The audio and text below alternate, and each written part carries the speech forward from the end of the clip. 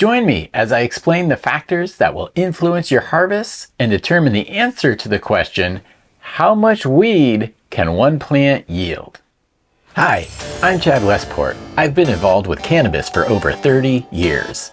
I'm a graduate of SVC and WSU, where I studied sustainable agriculture and small farm systems. Commercially, I've worked at the largest indoor facility in our state, and I've consulted with our legislatures on the medicinal cannabis program. My background and training give me the experience to easily guide new growers through the home cannabis growing process. It's easier than you think and far more rewarding than unloved, mass-produced, chemically treated commercial cannabis. Enter the woo. Westport University. When it comes to growing cannabis, one of the first questions on every grower's mind is how much usable flower they can actually yield from a single plant. Many people have seen pictures of those giant outdoor plants and wonder if that is what every plant will grow like. I'm sorry to say, the answer is no. Overall yield matters most to commercial growers, but it also matters to home growers, particularly medical growers who want the most out of their garden. After all, who wants to rely on commercially grown cannabis as their medicine? A large reason to grow at home is because you control the inputs and you control the quality. Cannabis yield is incredibly variable, and it's influenced by a number of factors. Strain selection, growing conditions, and cultivation methods all play a critical role in determining how much bud you'll ultimately get from your plant. Take two identical plants, for example, and grow one of those with LED lights indoors. Now, grow the other one outdoors in a sunny climate. You can bet your bottom dollar that the outdoor plant will produce a significantly different yield than the indoor plant. Different strains of cannabis also have unique characteristics that affect their yield. Some strains are bred specifically for high-yielding potential, while others are better suited for their potency or unique flavor profiles. Then, you have factors like climate, soil quality, and nutrient availability, all of which can impact the final harvest. It's a complex interplay of variables, but with observation and experience, you'll be able to master them.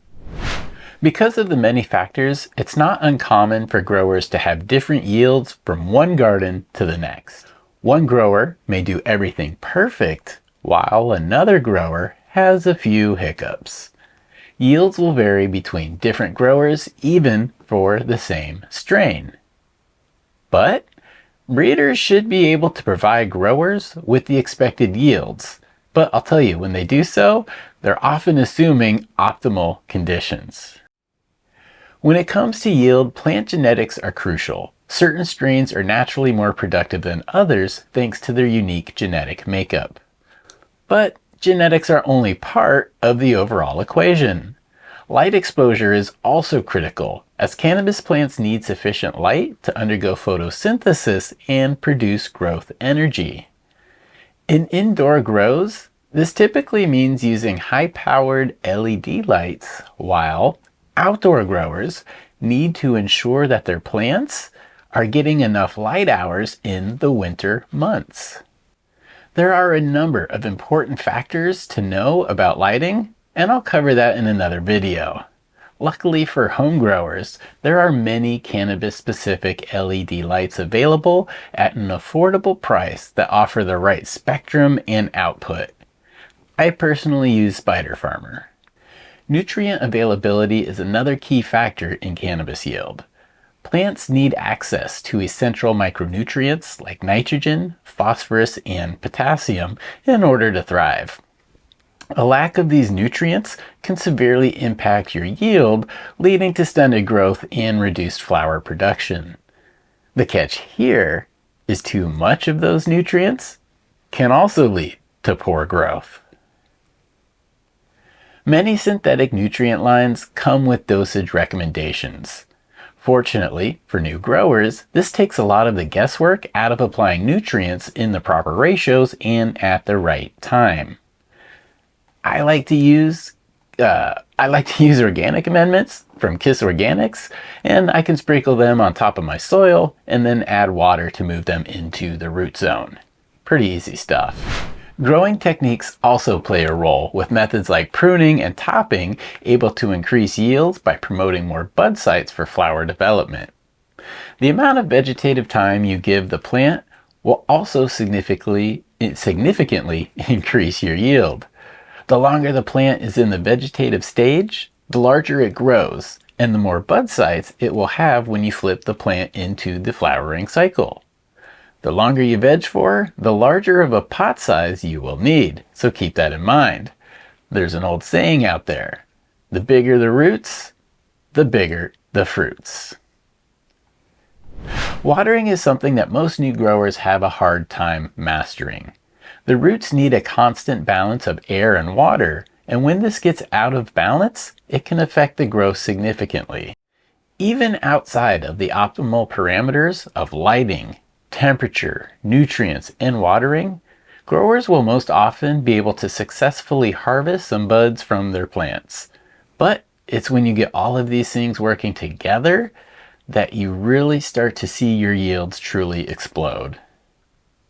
Under optimal conditions, a single cannabis plant can produce a staggering amount of weed. We're talking multiple ounces, even pounds of high quality flower, perfect for smoking, vaping, or cooking. So how can you get to your harvest goals? Well, for starters, you need a top shelf strain that's bred for high yields. You'll also need a climate-controlled indoor grow space with advanced lighting, as well as a nutrient-rich soil that has been calibrated for maximum growth. A few high-producing strains that you might be interested in are Hash Plant, Afghani No. 1, Big Buddha Cheese, Westport Grape Juice, and Blue Dream. And a few low-yielding but very popular strains include Skittles, Purple Urkel, and RS11, and the RS stands for Rainbow Sherbet, Rainbow Sherbet 11. It's important to have realistic expectations when you start. Hopefully, you'll have some beginner's luck, but likely you may struggle in one or two of these areas I mentioned at different times during your first few grows. And that's okay. The good news is that even a stunted plant still produces buds, just not as much. So for beginners, let's assume that they are growing a plant in soil with plenty of room and light to grow. If growers are using a photoperiod variety cannabis plant, and they keep that plant in the vegetative stage for 30 days by keeping the light cycle at 18 hours on and 6 hours off, new growers will generally get about 2 to 3 ounces of dried cannabis flowers per plant. Experienced growers will often harvest 5 to 8 ounces per plant in the same scenario. It's worth mentioning the difference between wet weight and dry weight. When the plants are freshly harvested, they still contain a lot of water in the tissues. As the plants begin drying, you will notice the buds getting smaller. That is natural. The wet weight refers to the weight of the buds at harvest. The wet weight is usually 2 to 3 times what your dry weight will actually be. And for reference, when most people are talking about yields, they are talking about their dry weight. By growing the same genetics a number of times, you'll be able to better predict your future yields. You'll also become more familiar with that particular strain, and if you are observant and keep notes, you'll likely grow it better each time, steadily increasing your yields. Knowing how much an average cannabis plant will yield allows growers to determine the number of plants they will need to grow to fulfill their personal needs in between harvests. If indoor growers decide to keep a cannabis plant in the vegetative stage for longer to increase the plant size, when that plant is flowered by changing the light schedule to 12 hours off and 12 hours on, it will yield significantly more cannabis flower than the same plant in the vegetative stage for only half of that time. The more branches and nodes a plant has, the more bud size it will also have. Photoperiod varieties can often yield more dried cannabis than autoflower varieties because autoflower varieties, they're not dependent on the amount of light hours to begin flowering. They typically do so about 3 to 4 weeks after germination. Now, my main reason for discouraging new growers from starting with autoflowers is that they do not give you time to recover the plant back to health before the flowering starts if mistakes are made early. And early mistakes will significantly reduce the yield. I'll go more in depth on the differences between photoperiod and autoflower varieties in another Westport University video. Monster plants like this don't just naturally happen because you are growing under the sun. They take carefully amended soil with plenty of nutrients, and they require plenty of support for their many heavy limbs. But with the right soil and the right conditions, you can grow plants large enough to have a picnic under.